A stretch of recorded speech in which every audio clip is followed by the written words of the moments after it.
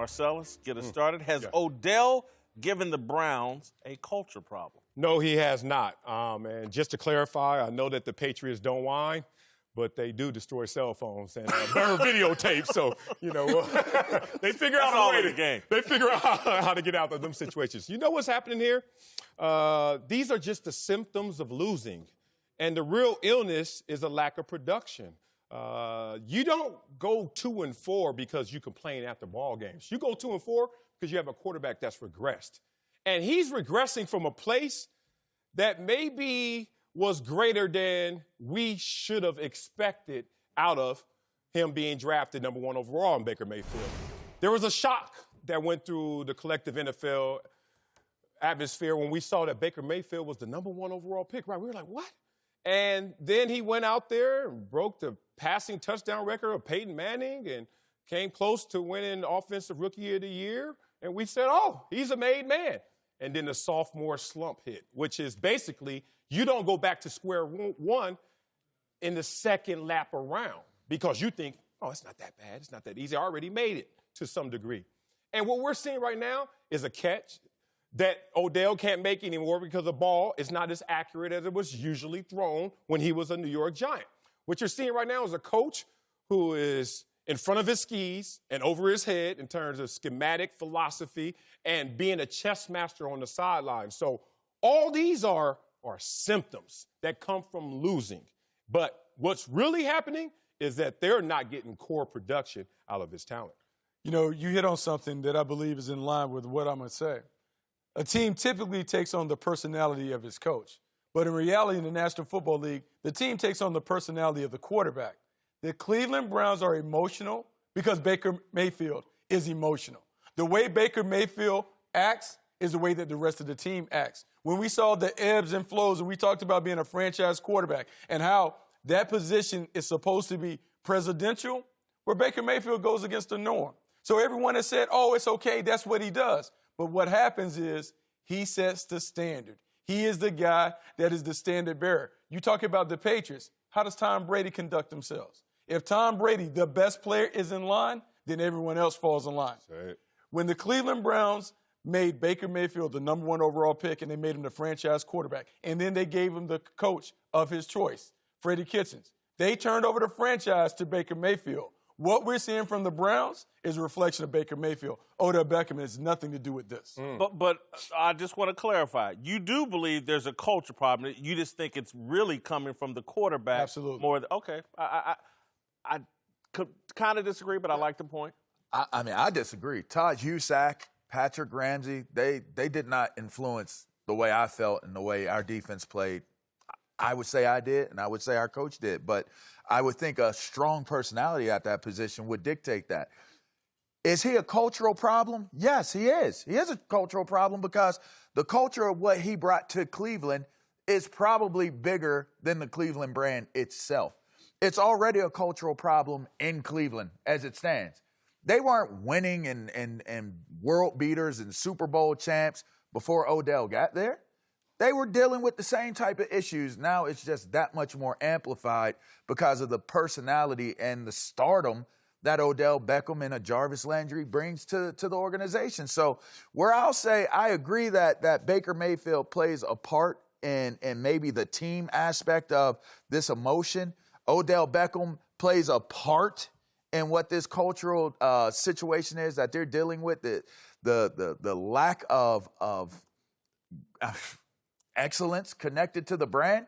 That's a stain that's already been time and time again a part of this Browns organization. So it's a cultural problem for the Browns. Let's go back to the origin of it. It's not an Odell Beckham cultural problem other than it being more of an Odell Beckham problem to the culture. Here's what I would say.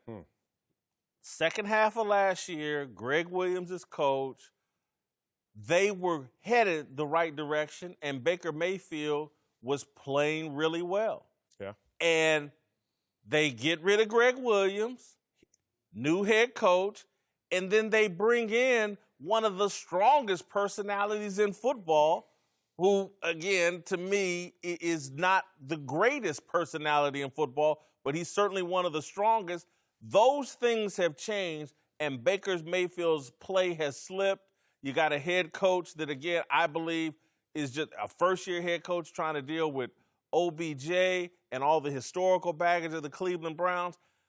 I don't think OBJ is helping their culture, and I certainly think he's part of the problem. Well, I think it's bigger than Odell. I think it's even bigger than Baker Mayfield. Think about this. They brought in a coach and made him the head coach and a first-year head coach with these personalities that originally was brought in to be the running backs coach. That's who Freddie Kitchens was, running backs coach. Look, I'm not saying you can't move on up, but whoa, at this pace, to now have this Cleveland Browns team with this amount of talent and this amount of personality, that's a tough task. Reminds me of a couple of situations I saw where a lot of the star players took the blame for something different. Let's bring up Colin Kaepernick. And everybody wants to say, what happened to Kaepernick? Part of it was Jim Tomsula, who was a D-line coach. Next thing you know, boom, he's out there, and that's a little different. Dez Bryant got himself on ice. Why? He went from Tony Romo throwing him 50-50 balls because I'm a franchise quarterback to a $400,000 a year. Dak Prescott as a rookie said, I ain't throwing you the ball unless you wide open.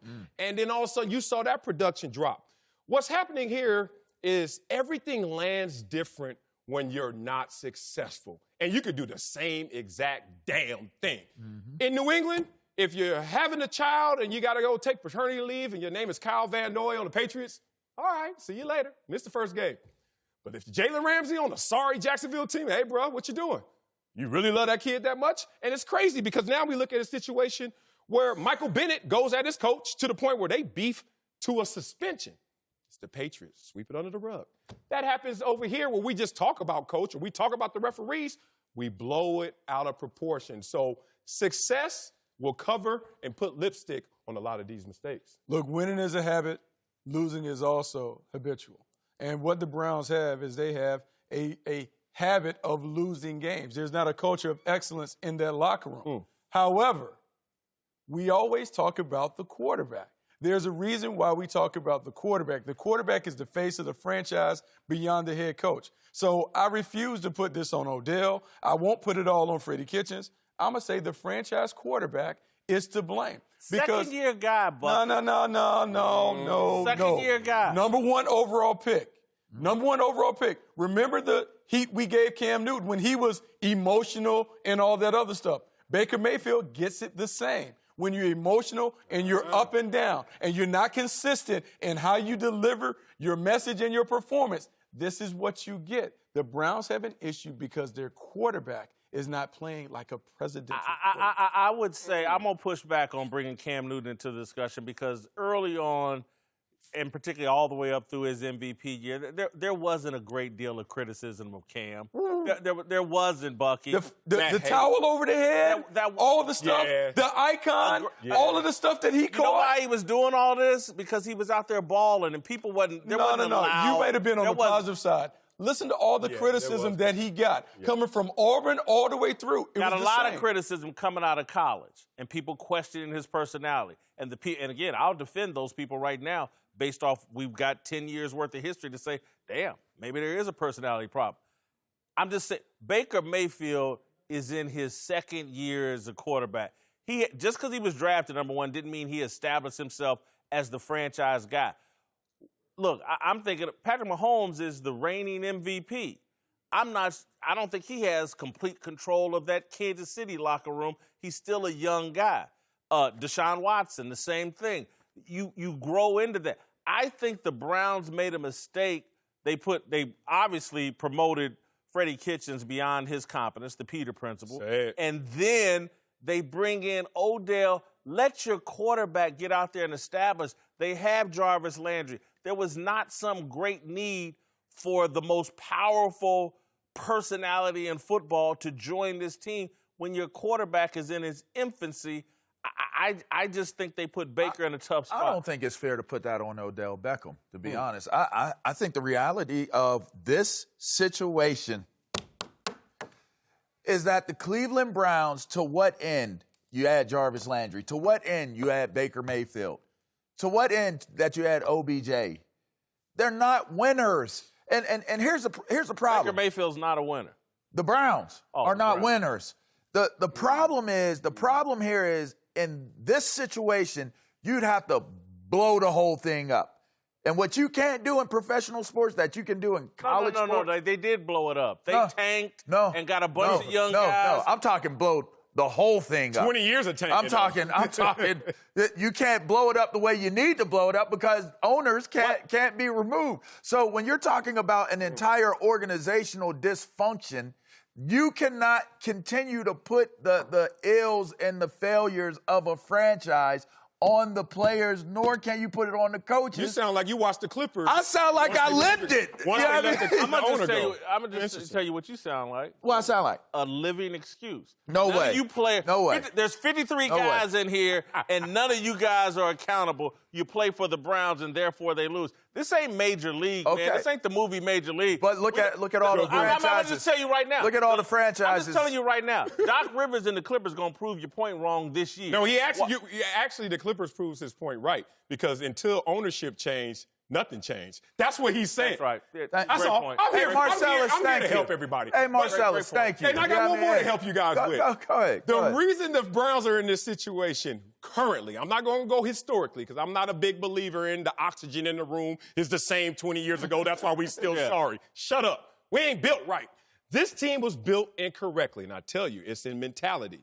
What did Frederick Douglass say? It's easier to build strong children than repair broken men. Yep. When we were out there last year applauding Baker Mayfield for trolling Hugh Jackson and all those antics, as you say, not being presidential, we wasn't building a strong child there in the league. That's dysfunction, and now it's come awry because he's met adversity. That adversity is exposing all those insecurities, and right now it's leading to regression in production. You become what your environment calls you to become with. That's the bottom line. Yep. The reason why I'm saying that blow up, you become the sum of what your environment forces you to become. It's not an excuse, it's just what it is. Last year, they ended the season on a very positive run. To what end?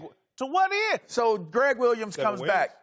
Greg Williams comes back and is the It's coach. Too late for him to come back. I'm just saying they've made some mistakes. But if he did. I'm willing to go there with Bucky and Marcellus. Baker Mayfield's part of this problem. Mm-hmm. Okay. I just think Odell accentuated the problem and didn't help. I will say this. What quarterback has helped the Browns? Like, what could help them is if they had a strong personality coach. Like, if you had someone that would wield the hammer. So, for instance, Bill Parcells. Bill Parcells comes in. Everyone knows it starts and stops with him. All of that incessant chatter, he cuts all of that out. So I will agree with you that. Also, when it comes to the quarterback, because the quarterback sits at the knee of the head coach. Well, you got a strong personality head coach. When Baker Mayfield is out there doing what he does, come on, we need to talk for a minute. You cannot act like this because what you do is you enable the 52 other players to act like that. So there has to be one voice. There has to be some kind of unified message that we all are going on the same accord. So, yes, the head coach is there, but the quarterback is also responsible. All right. Thanks for watching. Subscribe here to get the latest from the show. And be sure to check out more of the best clips from Speak For Yourself or go watch a few segments from our other shows on FS1.